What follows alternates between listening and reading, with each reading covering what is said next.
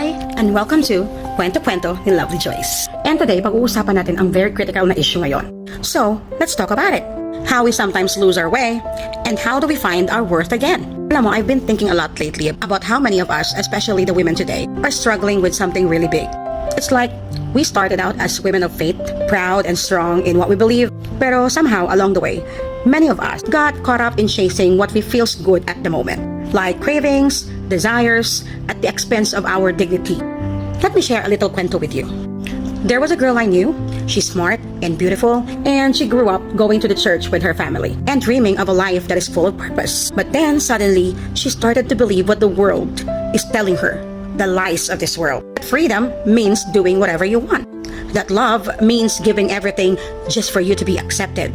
She thought that if she will just follow her heart's craving, happiness will come. And so, she gave in, little by little, of the things that she thought was love, even if it made her feel empty later on. So she sacrificed her values, her sense of worth, thinking na it was just part of growing up. But what really happened was that she became a captive, not of chains, but of the choices that she did that left her empty and lost inside. You know, that's a typical story many women live today. Choosing lust disguised as love. Giving up self-respect just to feel wanted. But the truth is, hindi yan ang gusto ng Panginoon para sa atin. God's message is so clear. We are so much more than these fleeting desires. Remember this verse, free from sexual immorality, your bodies are temple of the Holy Spirit. Therefore, honor God with your bodies. 1 Corinthians chapter 6, verses 18 to 20. Imagine that. Our bodies and our hearts are God's temple.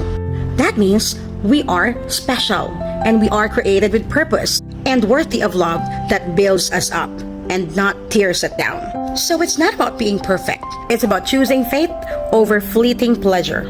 Choosing love that lasts over lust that fades. Choosing yourself, the woman God created you to be. Kaya sa mga kapatid kong babae at sa mga kabataang babae dyan, never allow yourself to be a captive of flesh. Find your true worth in God. Kasi siya lang naman talaga ang tunay na magbibigay ng pag-ibig sa'yo. At siya lang din talaga ang pwedeng magbigay sa'yo ng isang tunay na pag-ibig na hindi nagdudulot ng sakit o paghihinayang. Ang kwento na ito ay para mag-inspire, para magpaalala, at para magbigay ng pag-asa. Kasi sa huli, ang tunay na kalayaan at halaga ay galing pa rin sa Kanya. So this time, ask yourself, ano ba talaga ang hinahanap ko? Am I looking for a situation that fades, panandali ang ligaya, o isang tunay na pagmamahal na alam kong magbibigay ng halaga sa buo kong pagkatao?